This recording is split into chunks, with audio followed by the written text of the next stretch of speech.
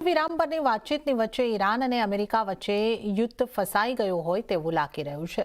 યુદ્ધ વિરામ અને શાંતિની વાતચીત વચ્ચે ન તો બોમ્બ અને ગોળીના હુમલા અટકી રહ્યા છે, ન તો મિસાઇલ હુમલા અટકી રહ્યા છે અને સમુદ્રમાં એક અલગ જ સનસની મચી ગઈ છે। ડોનાલ્ડ ટ્રમ્પ એક પછી એક લશ્કરી આદેશો આપી રહ્યા છે। યુદ્ધનું ભવિષ્ય શું હશે તે સ્પષ્ટ નથી દેખાઈ રહ્યું। સમાધાનની વાતચીત વચ્ચે ટ્રમ્પે હવે ઈરાનને 10 દિવસનો સમય આપ્યો છે। અમેરિકા આ 10 દિવસમાં ઈરાનના પાવર સ્ટેશનો પર હુમલો નહીં કરે। સંવાદદાતા અરુણિમા અમેરિકા અને ઈરાન વચ્ચે યુદ્ધ વિરામ અંગે શું ચાલી રહ્યું છે તેની સંપૂર્ણ વિગતો આપી રહ્યા છે। આવો જોઈએ।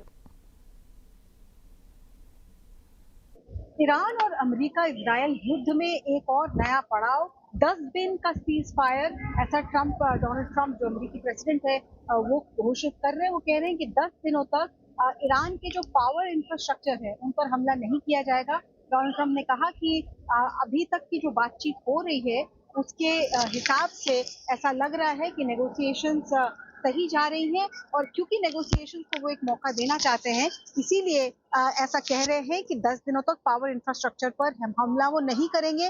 उनके हिसाब से ये ईरान के अभी की जो लीडरशिप है उनको एक और मौका है कि वो सिचुएशन को नॉर्मलाइज करें, स्ट्रेट ऑफ हॉर्मुज को खोलें।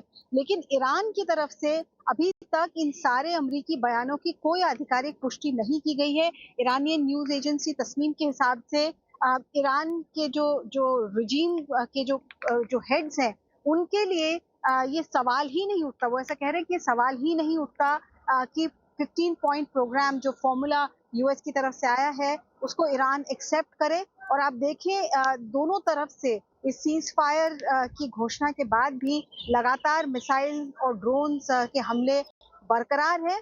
और इसी बीच स्ट्रेट ऑफ हॉर्मुज के खतरे से निपटने के लिए जब डोनाल्ड ट्रंप कह रहे हैं कि खर्ग आइलैंड को हम टेक ओवर कर सकते हैं, वहां एक मिलिट्री कैंपेन चालू हो सकता है, तो ईरान की तरफ से एक और जो स्ट्रेट है जो बाब अल अहमद के नाम से जाना जाता है, जो यमन और डिजिबूटी के बीच में ये स्ट्रेट है, इसको भी एक सेकंड चोक पॉइंट बनाने की बात ईरान की तरफ से आ रही है कि अगर अमेरिका ने खर्ग आइलैंड पे किसी तरीके का कोई हमला किया या ईरान के लिए सिचुएशन और एग्रवेट किया तो एक और चोक पॉइंट रेड सी की तरफ से खोला जा सकता है।